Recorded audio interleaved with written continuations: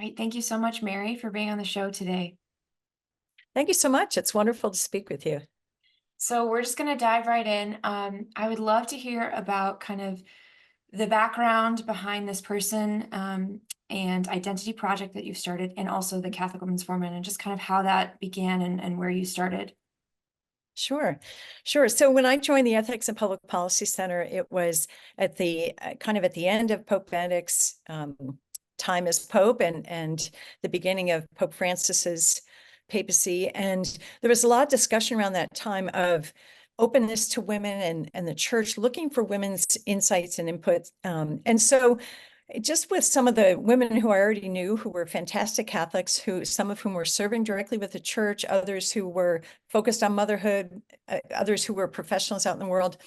We pulled together a network that we felt would be really helpful, not just to us, but to the church, because if the church was going to be looking for women's voices, we wanted to make sure that the voices of women who are faithful to the church would be heard. Because so often, at least at that point, that was like 13 years ago or so, 12 years ago, a lot of the attention was being given to women who dissented, women who rejected.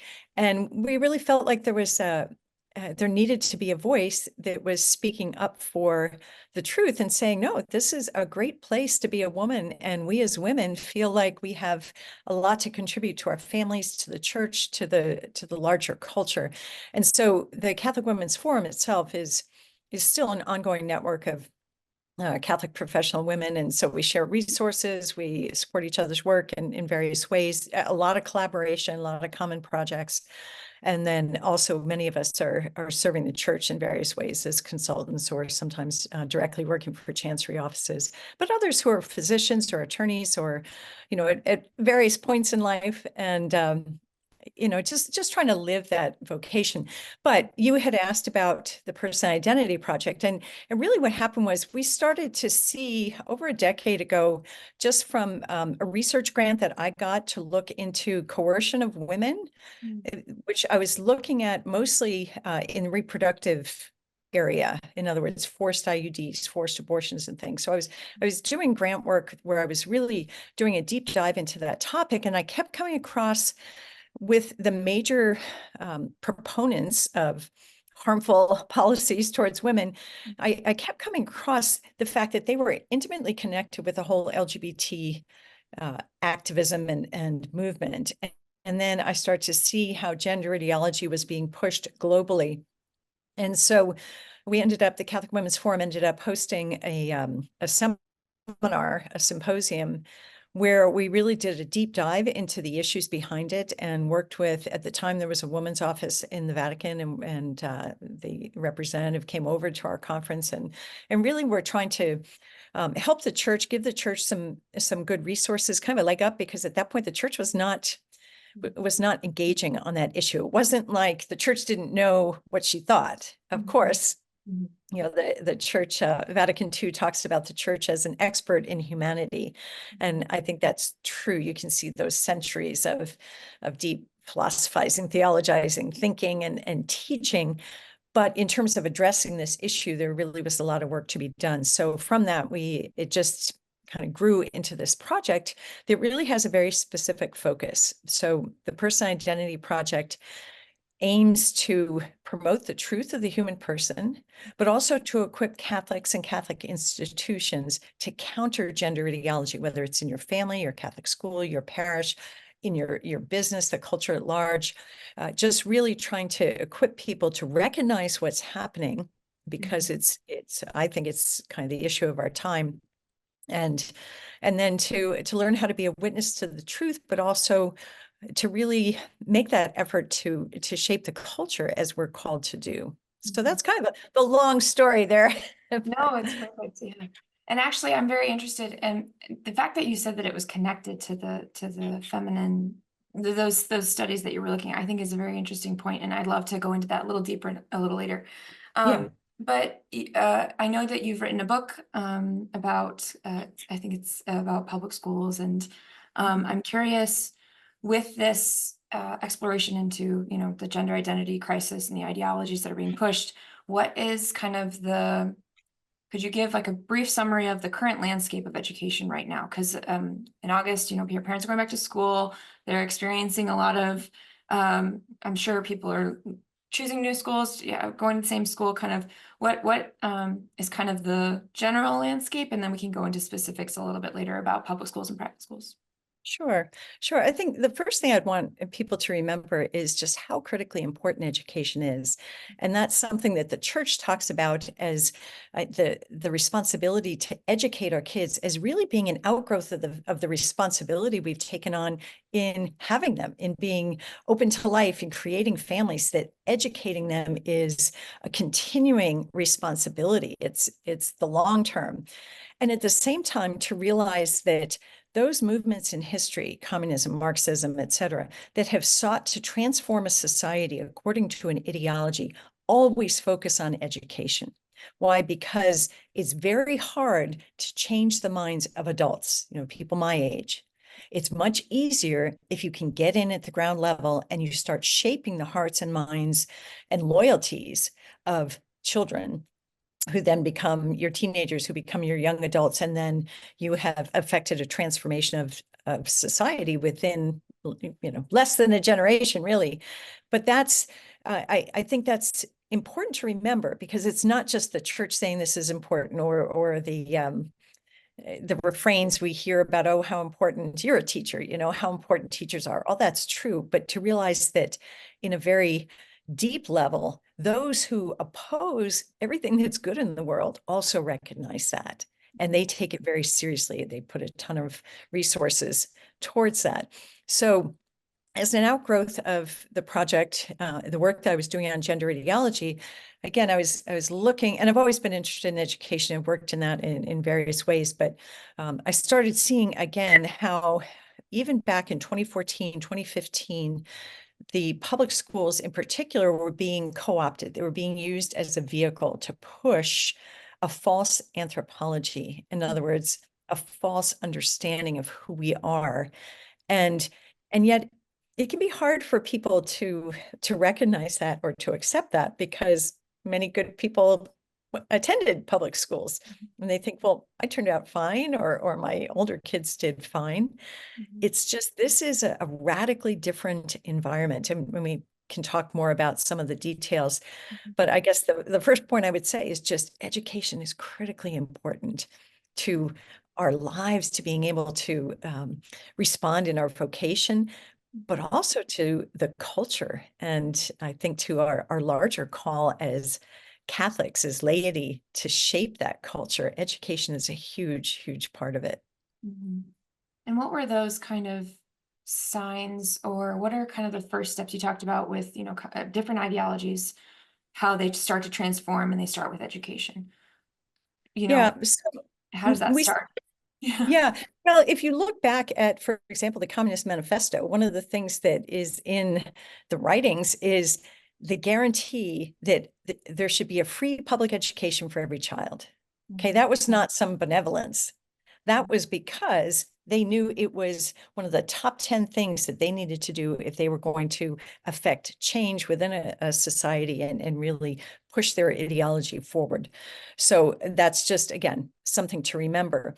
But I think what I saw was that it seems like people have been battling over the schools for forever, right? I grew up hearing kind of the back and forth about what's going on in the schools versus the Catholic schools, and should Catholics be in the public schools, or, just this kind of over and over conversation.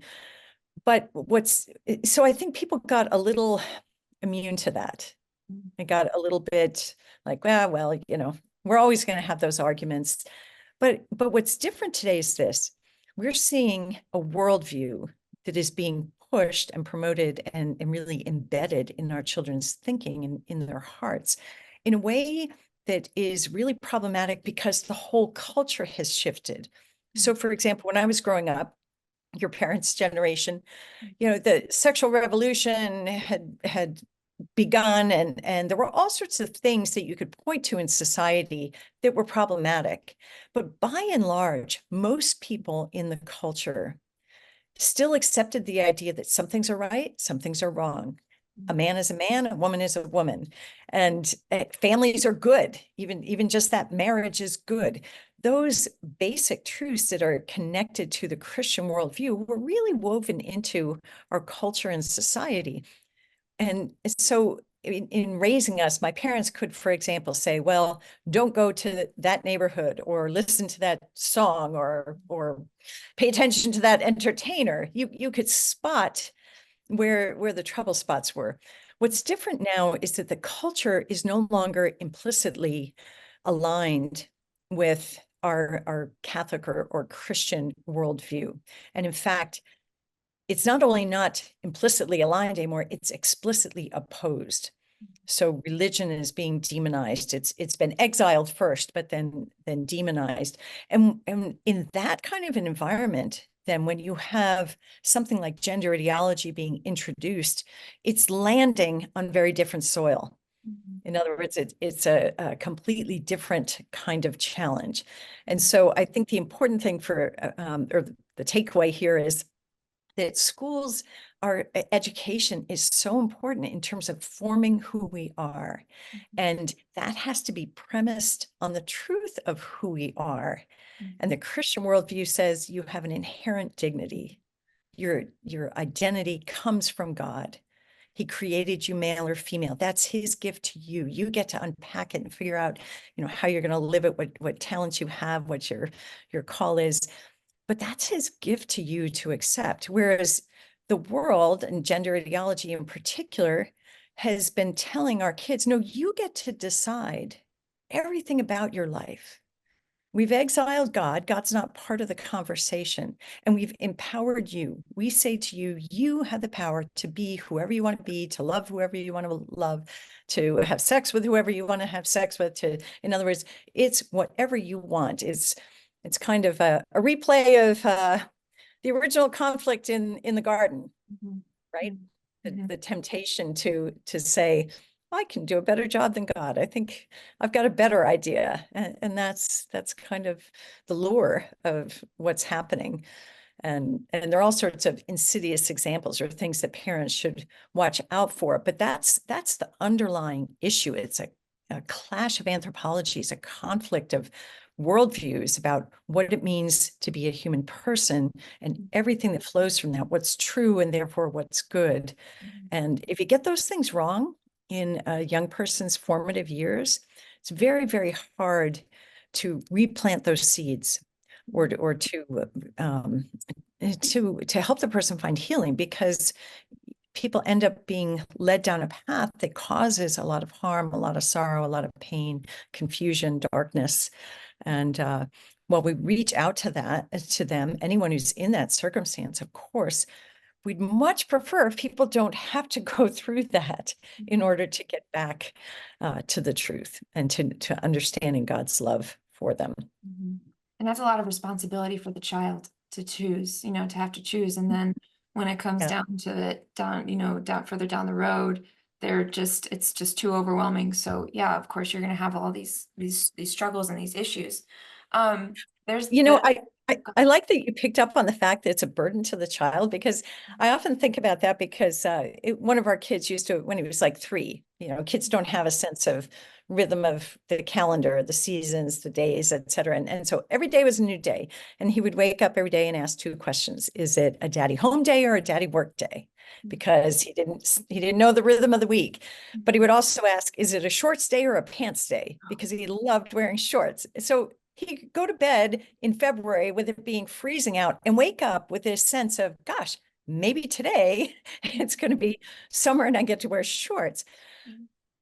But those are things that he gradually learned as he matured. Imagine if you have a child, whether that age or a little older, they wake up and every day think, I got to figure out, am I a boy or a girl? Am I neither? Am I both? Am I somewhere in between? In other words, you're putting this big burden on them, something that actually they have no control over. And the end result is this anxiety, this darkness. They don't know how to find their way out, because it's not, they're being burdened with something that they really don't get to choose. It's a given, just as I'm a human. I'm not a flower. That's a given. God created me. Yeah. And so there are some things we don't get to choose, but we get to receive the gift and then live it. Mhm. So that point of burdening children, I think, is an important one, that if parents can embrace the idea that when you can create a world around your children and create relationships with other families, with teachers, with creating an environment that is really going to help instill the truth in them, but also a desire to do good, to be good, to serve others, to have generosity. It's freeing to them. They don't have to make it up as they go along, figure out for themselves every single thing. What's a good decision? What's a bad decision? There's a coherence, a logic that is really freeing to Mm. people, not just kids, but to adults, I think. I know, didn't you just love some good choices? I mean, sometimes it can feel a little overwhelming to have all these things to choose from, and then you just sometimes Right. want to hold. But so I do want to kind of continue on this idea of, because I mean, this is a lot of what we're struggling with now in schools is this, the gender ideology and parents. I mean, how do you how can parents kind of look at a school like school choice and looking at the decisions that they have to make as a couple towards for their family, and how do they weigh certain, because I think some parents can feel like, oh, I have no other choice, or oh, I'm not equipped to homeschool, or oh, I don't know if the Catholic school is even better or private school is even better. How can parents like weigh those choices, weigh Yeah. those options, and make a decision that's going to be beneficial for their family? Yeah. So a couple of things. One, realize there's a cost to every education. For someone who homeschools, the cost is time, right? Mm. It takes a real dedication of time. For someone who is paying out of their own pocket and sending their child to a private or a Catholic school, there's a money cost. But the cost, if you're sending your child to a public school today, I would argue, is the risk of destabilizing their sense of self, their emotional life. It could be the cost of their own soul, just because of the environment, not because you've got a terrible kid, or because that's not to say that all the public school teachers are bad, et cetera. Not true.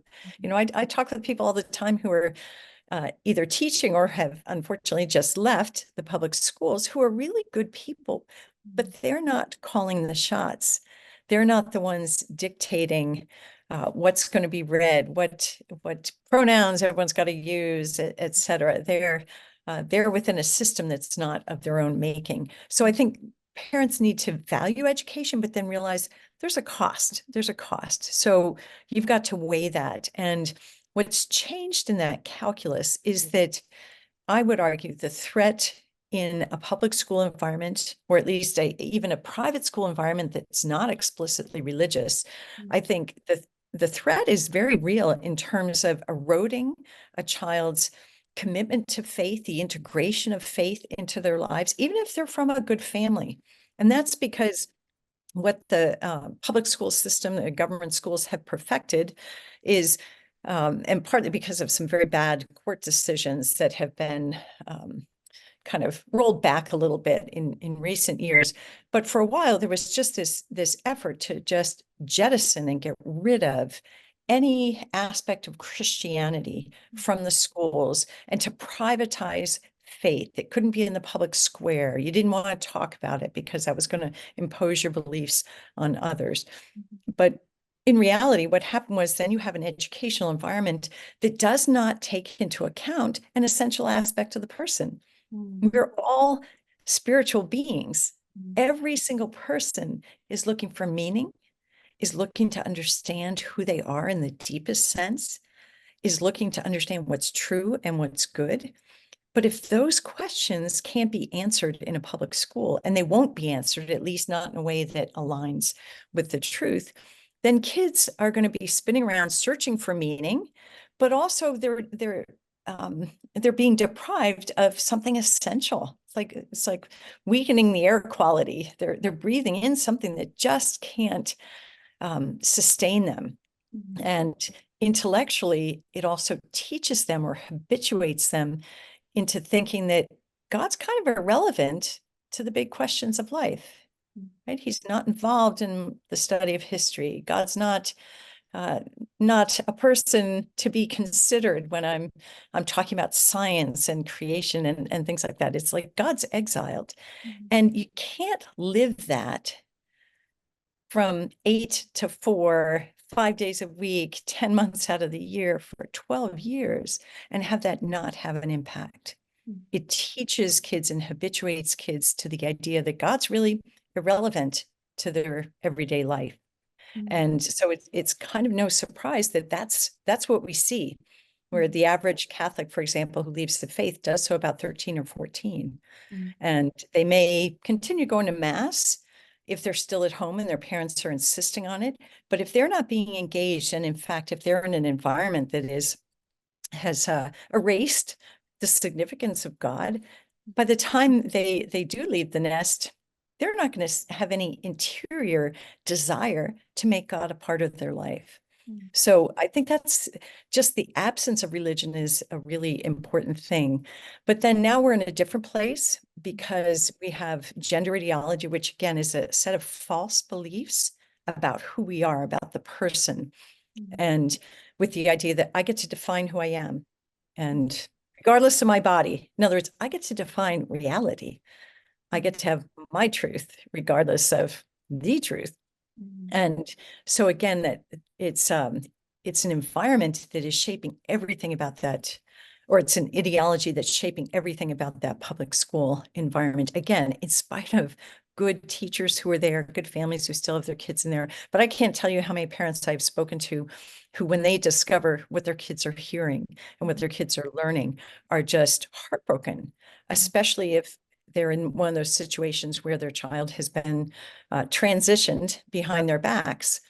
And when I first started researching this, I published a book in 2018 called Get Out Now, Why You Should Pull Your Child from Public School Before It's Too Late. And it was just before COVID. And I think a lot of parents, it wasn't until COVID came along that people kind of got a glimpse as to what was really going on in the schools. Everyone thinks, oh, it's just like when I grew up. Not so. It's controlled by people largely with an agenda, or who can manipulate good people with either the threat of lawsuits, lost funding, et cetera. But when we were writing the book and looking at it, researching heavily in 2015, 2016, 2017, we were seeing the same things that we're seeing now, where it's not just the curriculum, it's the school culture being co-opted, but then there's this effort to alienate kids from parents, telling kids that maybe you won't be safe expressing certain feelings or ideas to your parents, but you can trust us and we're not going to tell. In other words, we'll keep your secrets. And that has unfortunately been embedded in policy in a significant proportion of our public schools. It's the attitude, unfortunately, of the current administration, of the teachers' unions, of the major lobby associations, educational lobby associations, secondary school principals, et cetera, the school counselors. They're all on board with that idea that they're going to validate a child's self-defined identity, and there's no obligation to bring the parents into that conversation. So again, for parents, that should be a real warning sign, right? We tell our kids, someone's telling you to keep a secret from me, that should be a red flag, right? But that's unfortunately becoming embedded. And we see in California's law, right, where California passed a law actually saying the schools cannot have a policy requiring teachers to let parents know if their child is, for example, expressing a transgender identity or wanting to, quote, transition at school. They can't have a policy saying, tell the parents. So it's truly worrisome because parents have to trust others. So I guess that's the positive thing, when you're looking for an educational environment for your kids, where's the environment that's going to help my child grow closer to God and to mature in a really balanced, sound way? And who can I trust? Who can I partner with in this great adventure of educating this child who I love so deeply?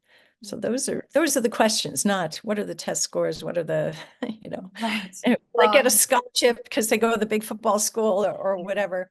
Mhm. I mean, that is I think that's still being pushed by, I was taught in public school, I taught in private school. Test scores, all those things are what's being pushed, but I think you're right on. And it is very cool and kind of, um, important to note that you have been, like, I think after COVID, everything, like you said, people started really paying attention. And Mm.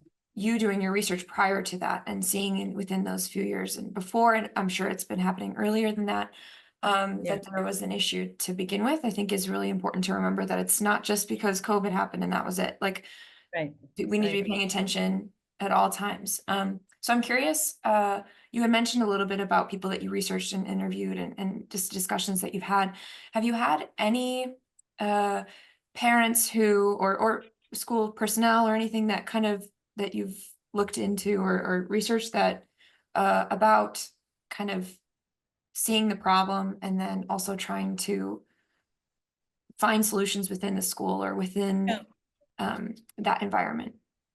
Yeah. So, for example, there are some areas of the country, including I think in particularly many places in the Midwest and West, where there are literally no Catholic high schools within 100 miles because you've got more rural environments and et cetera. And so people will say, I don't have a choice. It's homeschool or I send my kid to the public school. And then they'll say, but I know the principal. He's a really good guy, or she's a really wonderful woman. And we can work with them. And I say, great, but don't fool yourself. Your child still needs that faith woven into the everyday. How are you going to do that?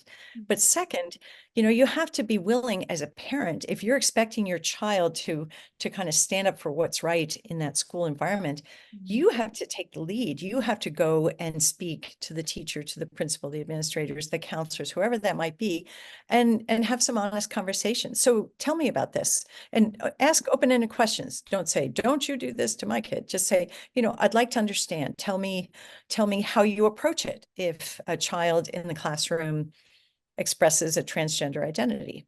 Where do you go from there? Mhm. And see what they say. Are the other kids in the classroom supposed to use the pronouns then and validate it? That would be a big red flag. Why? Because then your child, even if they know a boy, the boy who was sitting next to them yesterday is still a boy, even if he calls himself Julie and says he's a girl today, even if they know that, if they've got to act as if that's not true, we're teaching them the truth doesn't matter. We're teaching them to hide what they know is right. And sooner or later, that it just sort of wears them down. So what's that expectation? Besides, it's a violation of free speech and religious liberty, if you want to get into the legal aspects. So how does the school handle that? How does the parents tend to focus on curriculum, and that's certainly important. But I think the bigger thing is school culture and who are the teachers?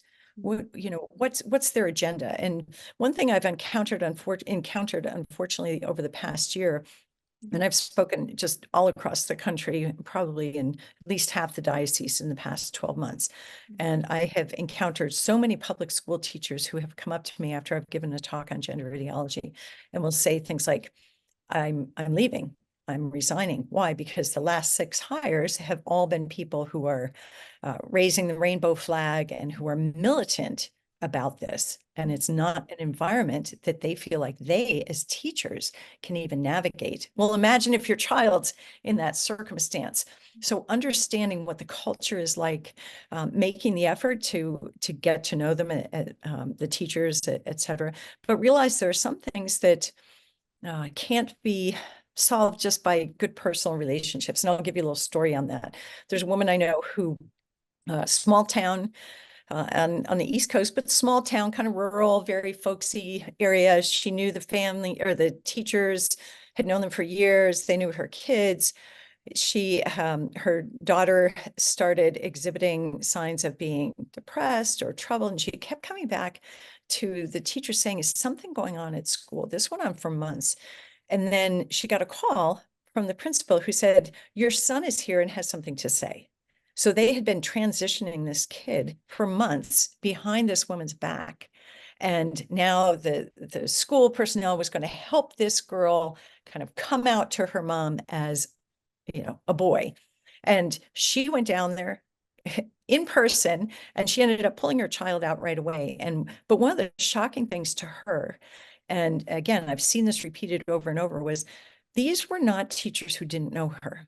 She was not an absent parent. She was a parent who was very involved. She had personal relationships with these teachers, and yet they felt they were compelled by the policies that were in that particular school system, but also the pressure from, sometimes you have activists and lawyers who are saying, no, you've got to keep this secret.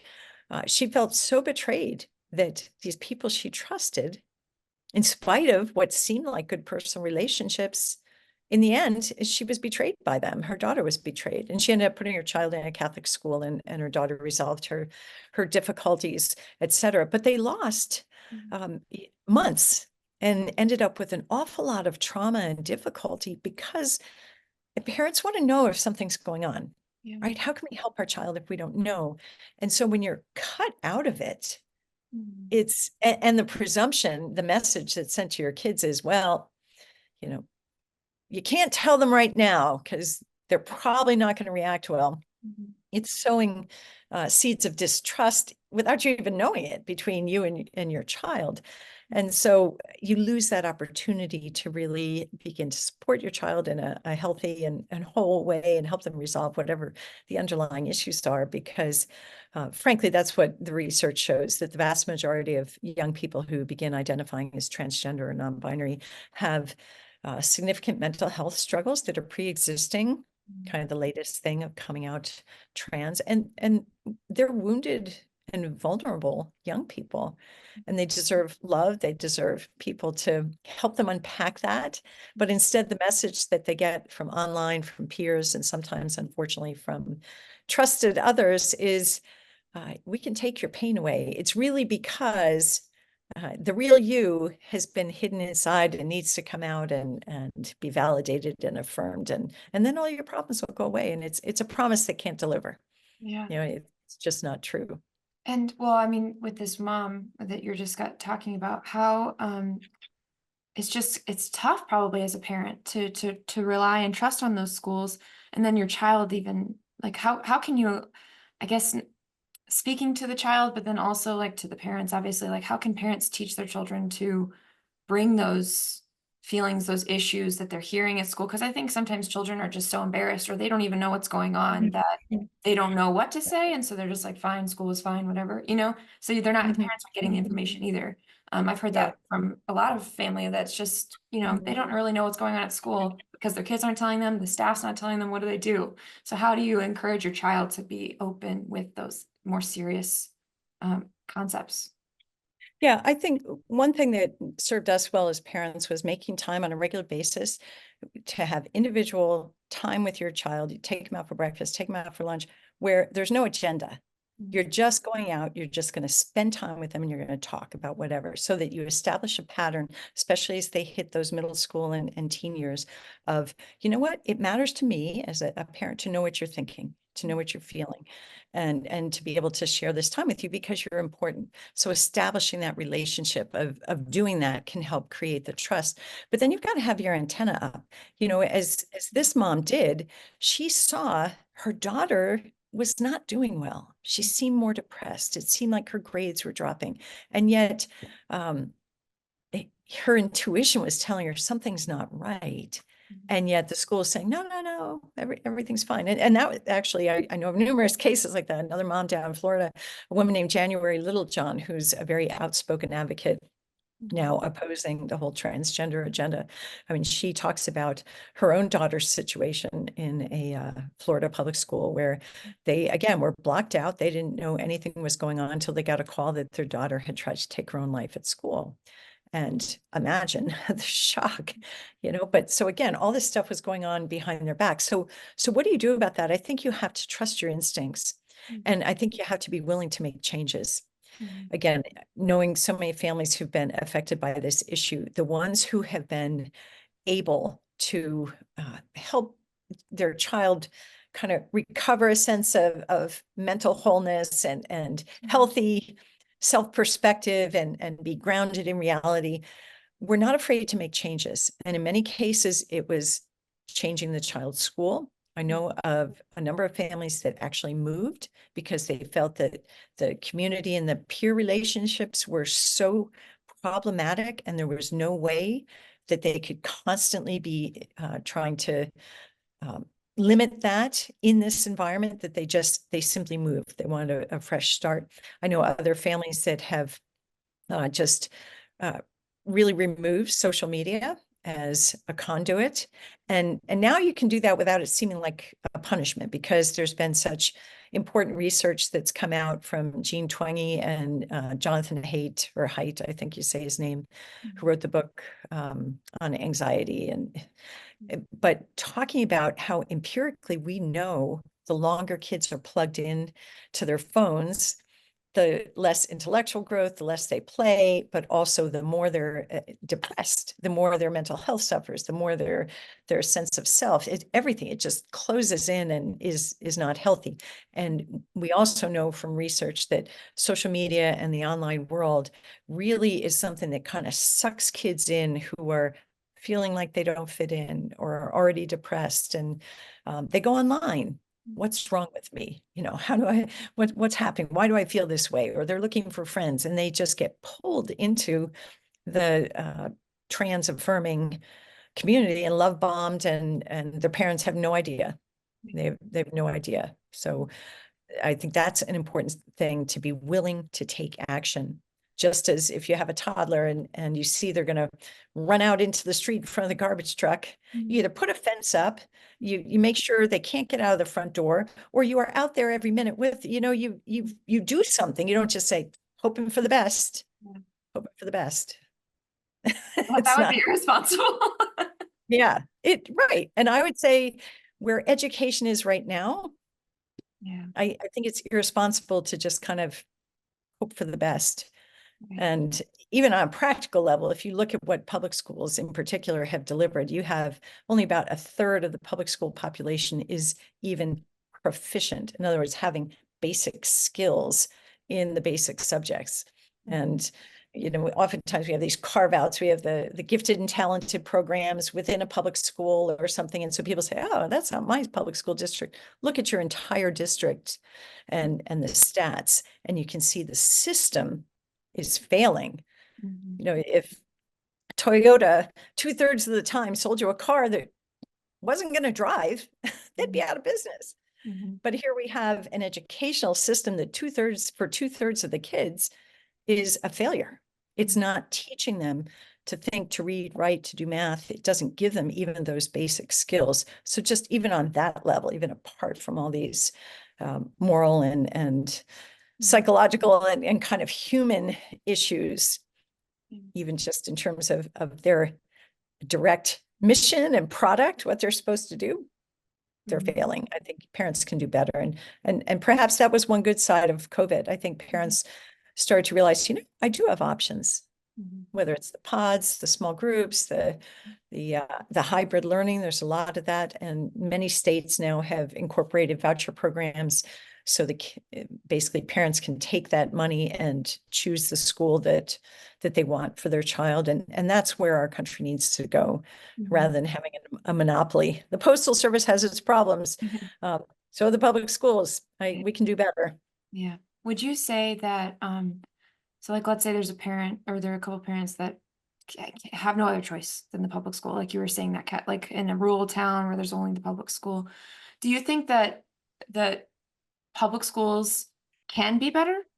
Government schools can be better? Or do you think that they're just kind of inherently flawed in that sense? Like, could they become, I don't know, in this, I guess in this climate, I don't know, but what do you think about that? Yeah. So I think it's always going to be second best. It's always going to be missing a significant dimension to the extent that religion is exiled. Why? Because we are spiritual beings. That has to be part of our lives. Now, if someone doesn't have a choice, well, first of all, I would say we have to still fight for the public schools, because there are kids who are trapped in them. And because there is so much public money that goes there, that's problematic, that it's being used to really harm a whole generation. So I'm not saying give up, but for parents as opposed to policymakers, parents have to make the best decision for their child today. And it may change tomorrow. It may be different from one child to another. But I would say even if there is no private school, I would strongly encourage, there's a Catholic parish. I would go to your pastor and say, what can you do for us? Can we do some sort of a co-op? Can we do hybrid learning and get together once a week? And I remember talking to a bishop who was telling me that his ideal Catholic parish would be one that was really the center of education, but that would support all these different models, not just the parish school. Lots of families don't want that or can't afford it. Not just homeschooling. Some families say, two breadwinners, how do we do that? But having the creativity to say, how do we support our families? How do we make it possible? And to look for options. And I'll just give you one other example. I think people say, I can't do it. And I think you have to think, what are my non-negotiables? And really answer that question for yourself. And I know a young family of immigrants who have a couple of kids, two parents with very working class jobs who had their kids in public school, and they're very faithful Christians, had their kids in public school and discovered that both kids in 1 year were going to have teachers who were clearly activists on the LGBTQ issue. And they said, we just can't do this. And they went, they were not Catholic, but they were Christian. They went to the Catholic school and they said, can you, do you have a place for us? And they were able to come to an agreement for a reduced tuition. They have been tremendous parts of that parish family, but they didn't just say, what can we do? Can't afford it. And they were not people of means. They were not people taking vacation. They were not people with a 401k. But they said, there's nothing more important than who is shaping the hearts and minds of our kids. And we can see this is not going to be a good situation. And so they were willing to do whatever it took. Yeah, that's powerful. Wow. Okay, so then if, let's say you're a parent that comes across your child experiencing either experiencing that ideology personally, or they are experiencing within their classroom or their school, what are some resources that parents can look to for advice on how to deal with that, or just basically managing this new ideology? Because I think it's a lot to take in, especially since it's new. It's more vocal now. So how can parents kind of equip themselves to better be prepared for that? I think parents sometimes feel intimidated because their kid will come home and be talking about cisgender and this and that, using words that they're like, I don't even know what that means. What's this all about? So I think first, don't be intimidated. The truth is actually very simple. And the truth is in scripture, but it's also supported by science, where male, female can't change sex. So what's this all about? Why would someone then go down a pathway to harm their body, to chase an unobtainable goal? You can't ever not be the male or female you are. So as your kids get older, well, even when they're young, just pointing out what that truth is, giving them the positive, reinforcing that. As your kids get older, helping them understand that the messages they hear, whether it's from media, whether it's from teachers, whether it's from friends, everyone's got a worldview. I think if there's one myth that parents need to grapple with, perhaps in their own kind of assumptions, is the idea that there's neutral information. There may be neutral information on a piece of paper if you look at 2 and 2 is 4, true, but messages and teaching, communication always comes from a worldview. And so teaching our kids to, one, realize that, and it doesn't have to be an evil worldview or bad intent, but it's coming from someplace. So we want to teach our kids how to critically evaluate that, to realize every worldview incorporates some sort of premises or perspective. So you've got to ask yourself, what are the premises here? Who is speaking? Is this someone whose point of view I generally trust or don't? What's their goal? What's behind this? In other words, be a little bit savvy about what's coming through, not just uncritical consumers of information. And opening those conversations with kids. Favorite way of doing that, or an easy way of doing that, is asking kids kind of what their friends think about a certain thing. You know, whether it was the Olympic debacle, you know, the opening show. I wouldn't bring that up with a third grader, but you know, it's undoubtedly kids who are sixth grade, eighth grade know that happened. Asking your own child, well, what do they think about that? You know, tell me about that. Help me to understand. Kids who thought that was good, what were they saying? In other words, that helps them to think, makes them articulate what they're hearing, and it creates a way for you to ask questions, figure out where they are, what they know, but also to signal to them it's okay for us to have these conversations. And then I think another kind of strategic point I would make to families is critique the ideas, but be really merciful towards people, because kids are very attuned to that, whether they're perceiving what you're saying as condemning of the person.